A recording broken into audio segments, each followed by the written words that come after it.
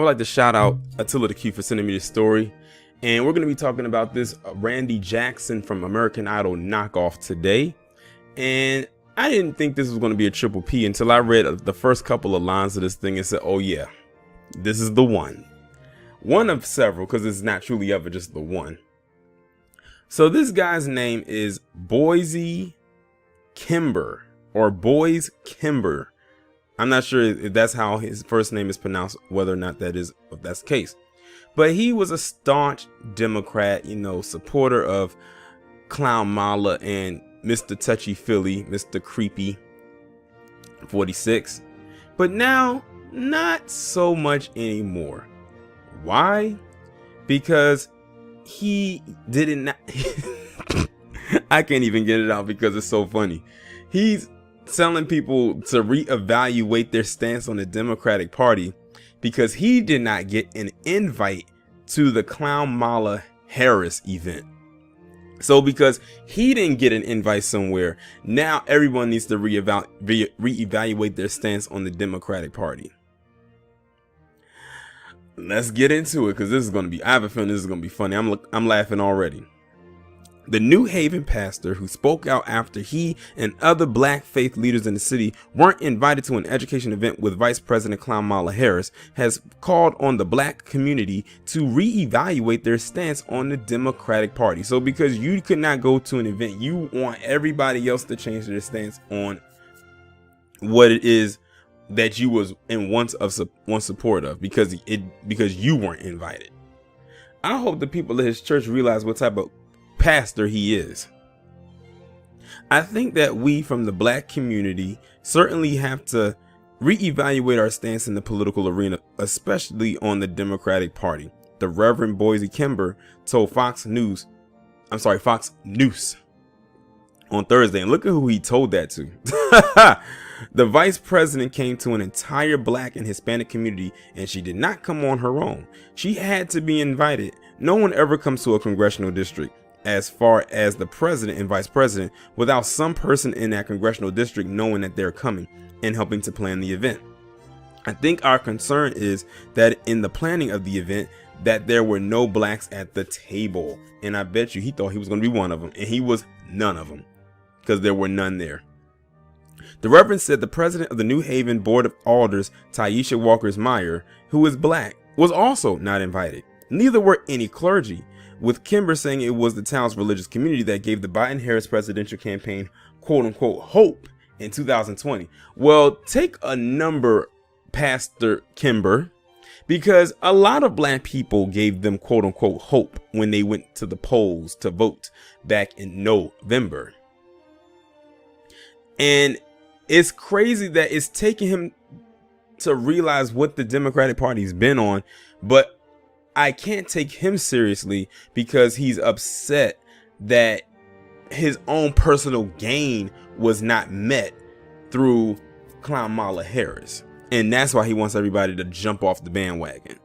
Not because they generally aren't doing anything for black people, but because they didn't do anything for him. See, he thought, like many other black people thought, that just by voting that they were going to get some kind of invite to somewhere, that was going to be their wiggle room to get into certain spaces.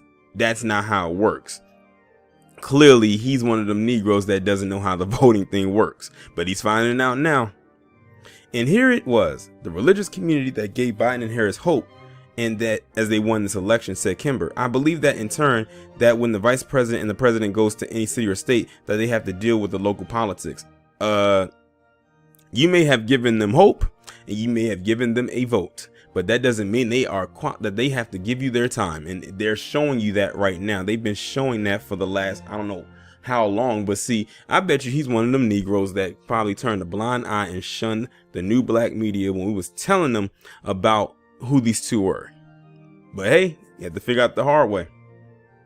Kimber acknowledged that he has attended the Biden administration's weekly faith-based webinars, but said it's more than having a webinar call and not talking directly to individuals. He also pondered which black clergy the Biden administration has spoken with that helped them win in the key battleground states in the 2020 election. So my concern is, I wonder who have they talked to from the faith-based community, from the black community when it comes to black clergy, asked Kimber. Who have you talked to in South Carolina as a black clergy that helps you to garner your strength to push through those battleground states? What black clergy have you all reached out to talk to with? I'll tell you, none, neither, none of them, no one.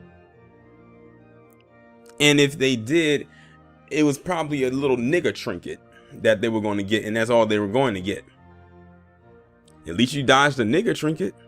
This party has to remember how they got to where they are today, Kimber continued. And if they want this surge in 2022, they're going to have to mend some fences and make people feel as though they are part of this party. This is so pathetic. This is so sad. Kimber said the lawmakers at the event, Senator Richard Blumenthal and Representative Chris Murphy, as well as New Haven Representative Rosa DeLauro, interact with Harris on a regular basis and called the lack of outreach bad politics. DeLauro's office previously said the Congresswoman was not involved with inviting guests and that the Connecticut Democrat wasn't at the event. And not only bad politics, but no consideration for this community, added Kimber. So that's where we are. Now he's realizing, this guy's realizing what we've been saying all along, that they don't care about your black ass. They don't care if you are a pastor. They don't care if you're a member of the clergy. They don't care if you have the biggest church on the block, or to drive a nice fancy car, or live in a nice house. They were never for you. All they wanted was your vote, and they got out of you what they wanted. So now they don't need you anymore. You just got used up like a dirty tampon. The period is over. The only thing is, when next month arrives, they're going to use a new brand of pads. Let me continue. Kimber said the issue was the lack of an invitation, explained he wouldn't put that totally on Harris, acknowledging the vice president does not know the players in the city or state. See, so you're telling me that you're mad you didn't get an invitation to this event, but you're not going to put the full blame on the person of who the event is for.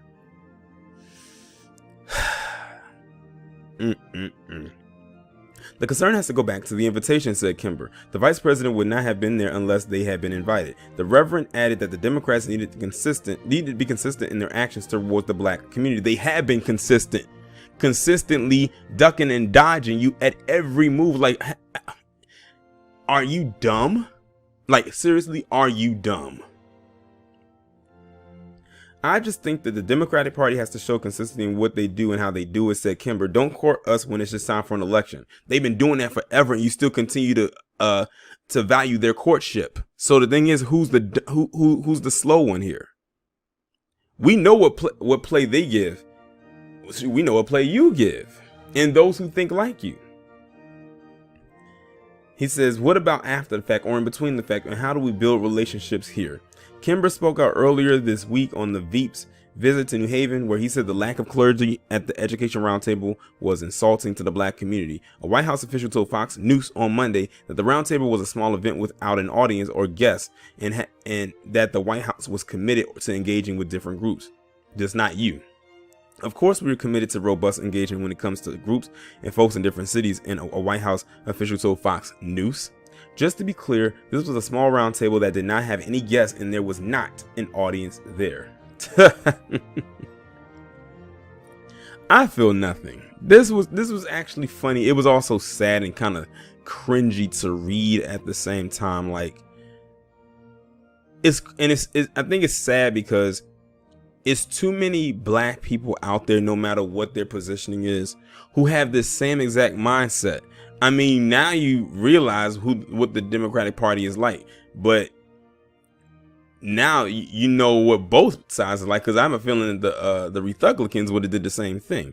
But you know what? Since they're drinking the Democratic Kool-Aid at the moment, you know, they high and they drunk off of that.